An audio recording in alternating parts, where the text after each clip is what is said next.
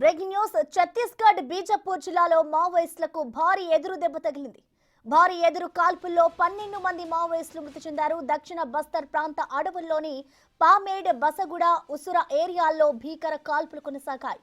Encounter ని ముగిసినట్టుగా Bastar IG Sundarraj ప్రకటించారు. Operation లో 3 జిల్లాల భద్రతా బలగాలు దాదాపుగా 1100 మంది పాల్గొన్నారు.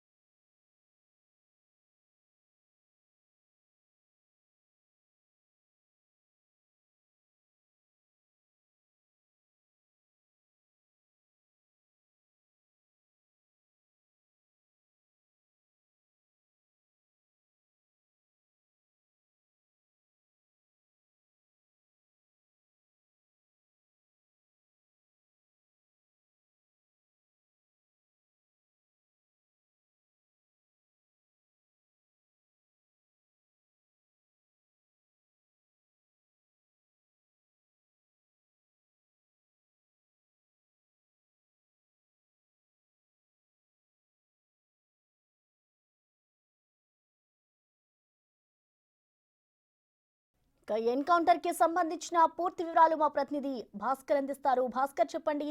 దాదాపు 1100 పోలీసు బలగాలతో ఇటు ఎన్కౌంటర్ అయితే ముగిసినట్లుగా తెలుస్తోంది. అసలు ఈ దాడిలో ఎంతమంది చనిపోయారు? ఓవరాల్ గా డీటెయిల్స్ ఎలా ఉన్నాయి భాస్కర్? ఇప్పటికే ఛత్తీస్గఢ్ రాష్ట్రం బీజాపూర్, సుక్మా జిల్లా బెస్తర్ డివిజన్ పరిధిలో ఉన్న బీజాపూర్ సరిహద్దు ప్రాంతం మొత్తానికి ఇదంతా కూడా అబూజ్మడ్ అడవులు మొత్తం కొన్ని వేల హెక్టార్లలో వ్యాపించి ఉంటుంది. ఇక్కడ అంతా కూడా నక్సలైట్లకు సేఫ్ జోన్ గా ప్రాంతం మొత్తం కూడా వాళ్ళ యొక్క స్థావరాలు ఏర్పాటు చేసుకొని తమ కార్యకలాపాలను కొనసాగిస్తున్న నేపథ్యం అయితే ఉన్నది. మొత్తంగా ఇప్పటి వరకు కూడా చూసుకుంటే మాత్రం ఒకవైపున సుక్మా జిల్లా కావచ్చు, కాంకేర్ కావచ్చు, ఒకవైపున ఛత్తీస్గఢ్ సరిహద్దు ప్రాంతం అంటే తెలంగాణ సరిహద్దు ప్రాంతం మొత్తం బీజాపూర్ కానుకుంది. ఈ ప్రాంతంలో మొత్తం కూడా పైచేయి సాధించుకుంటూ భద్రతా సైనిక సిబ్బంది మొత్తం కూడా మావోయిస్టులను పట్టుకుంటూ వస్తున్న నేపథ్యం అయితే ఉన్నది. కానీ నిన్న ఉదయం నుంచి నిన్న తెల్లవారుజాము నుంచి మొదలైనటువంటి ఈ యొక్క కూబింగ్ నిర్వహణలో భాగంగా మావోయిస్టులు 50 మంది వరకు కూడా ఆ బీజాపూర్ ప్రాంతంలోకి సంచరించారనే పక్కా సమాచారం మేరకు ఒక్కసారిగా అక్కడ ఉన్నటువంటి సిబ్బంది మొత్తం అంటే సైనిక సిబ్బంది మొత్తం కూడా ఒక 4-5 బృందాలుగా ఏర్పడి ఒక చుట్టుముట్టి నేపథ్యం ఉంది. పరిసర ప్రాంతాల్లో ఫలితంగా చూసుకుంటే మాత్రం మావోయిస్టులకను ఒకవైపు సైనిక సిబ్బంది మధ్యన ఒకసారిగా ఎదురుకాల్పులు గంట చోటు చూసుకుంటే ఫలితంగా మొదట 8 మంది, తర్వాత 10 మంది, తర్వాత 15 మంది నుంచి మొదలుకుంటే సుమారు 19 మంది వరకు కూడా ప్రజెంట్ వరకు చూసుకుంటే మావోయిస్టులు మృతి చెందిన నేపథ్యం అయితే ఉంది ప్రసన్న. అయితే ఇంకా మృతుల సంఖ్య పెరిగే అవకాశం కూడా ఉన్నది అని చెప్తారు అక్కడ ఉన్న బీజాపూర్ జిల్లా పోలీసులు పేర్కొంటున్న నేపథ్యం అయితే ఉన్నది. మరోవైపు చూసుకుంటే మాత్రం ఇంకా గాయాలు, స్వల్ప గాయాల నుంచి తీవ్రమైన గాయాలు తగిలినటువంటి మావోయిస్టుల కోసం కూడా పోలీసులు అన్వేషిస్తున్న నేపథ్యం అయితే ఉన్నది. మొత్తానికైతే మాత్రం మావోయిస్టులు ఈ పక్కా సమాచారం ఇచ్చారు అని ఇన్ఫార్మర్ గా కొందరు పరిసర ప్రాంతంలో ఉన్నటువంటి ఆదివాసీలు పోలీసులకు ఇన్ఫార్మర్ గా మారి తమ మావోయిస్టులకు సంబంధించినటువంటి సమాచారాన్ని, కీలకమైన సమాచారాన్ని సైనిక సిబ్బందికి చేరవేశారని యొక్క ఆగ్రహంతో అల్లూరు గ్రామానికి చెందినటువంటి హప్కా అనే ఒక వ్యక్తిని కూడా ఉదయం గొంతుకోసి చంపిన నేపథ్యం అయితే ఉంది మావోయిస్టులు.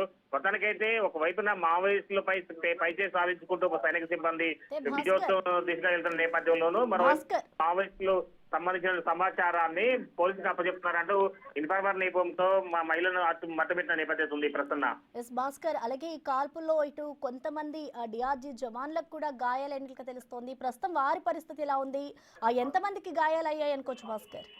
సుమారు మొత్తం కలిపి ఇప్పటి వరకు చూసుకుంటే మాత్రం స్వల్ప గాయపడినటువంటి సైనిక సిబ్బంది కేవలం ఒక 5-6 మంది ఉన్నారు. వాళ్ళంతా కూడా మెరుగైన వైద్యం కోసం వాళ్ళందరినీ రాయపూర్ తరలిస్తున్న నేపథ్యం అయితే ఉంది. నిన్న కూడా ఒక 2 ఐఈడీ బాంబు వేలి నిన్న సైనిక సిబ్బంది 2 గాయాలు కాగా ఆ 2ను కూడా రాయపూర్ తరలించారు. మరోవైపున ఉదయం అంటే తెల్లవారుజాము జరిగినటువంటి ఈ యొక్క ఎన్కౌంటర్ లో స్వల్ప గాయాలతో సైనిక సిబ్బంది ఒక 5 మంది వరకు కూడా గాయపడిన నేపథ్యం అయితే తెలుస్తా ఉంది. కానీ ఈ విషయాన్ని మాత్రం పోలీసులు అక్కడ ఉన్న సైనిక సిబ్బంది పరిస్థితి నెలకొని ఉన్నది ప్రసన్న.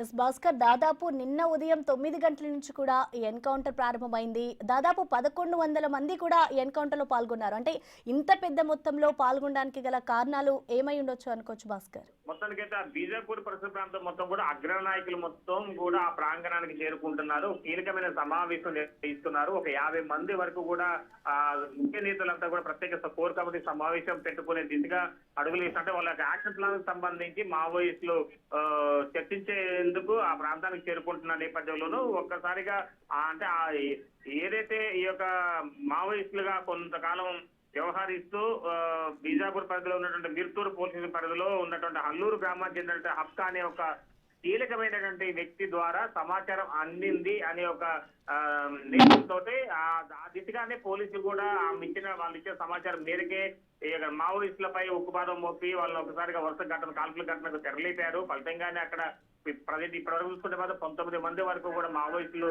నేలకొరిగిన నేపథ్యం అయితే ఉంది అనే ఒక నేపథ్యం అయితే ఉంది. ఇంకా మృతులు సంఖ్య పెరిగే అవకాశం, అంటే ఒక ఇన్ఫార్మర్ వ్యవస్థను పెంపొందించుకుంటూ మావోయిస్టులపై పాయి సాధించుకుంటూ మా సైనిక సిబ్బంది ముందుకెళ్తున్నారు ప్రసన్న. దానిలో భాగంగానే ఈ యొక్క కీలకమైన నేతలు ఉన్నారనే యొక్క సమాచారంతో అడవులు మొత్తం చుట్టుముట్టి నేపథ్యం అయితే ఉంది. అయితే ఇంకా కాల్పుల ఘటన కొనసాగుతూనే ఉన్నది. ఇంకా ప్రత్యేక బృందాలు కూడా మరికొన్ని కూడా యాడ్ అయ్యే అవకాశం కూడా ఉన్నట్టుగా తెలుస్తున్న నేపథ్యం అయితే ఉంది. మొత్తానికైతే కాంకేర్ జిల్లాతో పాటుగా బెస్తర్ కావచ్చు, సుక్మా కావచ్చు, బీజాపూర్, ఈ యొక్క 4 జిల్లాలతో పాటు బెస్తర్ ఫైటర్స్ సంబంధించి వీళ్ళతో పాటుగా కేంద్ర బలగాలు కూడా భారీ ఎత్తున కూడా ప్రాంగణం చేరుకుంటున్నట్టుగా సమాచారం అందుతా ఉంది. మొత్తానికైతే మాత్రం ఇప్పటి వరకు అయితే ఈ 1100 మంది పైగా వివిధ రకాల ప్లాటూన్లు మొత్తం కూడా ఘటన స్థలానికి చేరుకొని కూబింగ్ నిర్వహిస్తూ ఎదురుకాల్పులు చేస్తున్న నేపథ్యం అయితే ఉంది.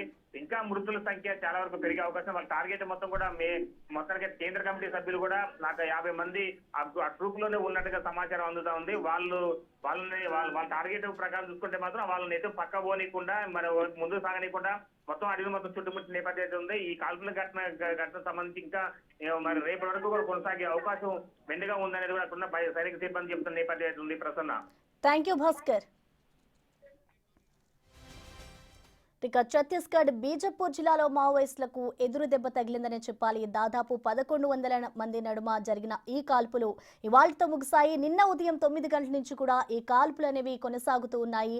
ఇవాళ దాదాపు 12 మంది మృతి చెందినట్లుగా కూడా మనకి సమాచారం అందుతోంది. ఇంకా మృతుల సంఖ్య పెరిగే అవకాశం కూడా ఉంది. అలాగే ఇటు కొంతమంది జవాన్లకు గాయాలయ్యాయి. ప్రస్తుతం వారి పరిస్థితి కూడా నిలకడగానే ఉంది అంటూ కూడా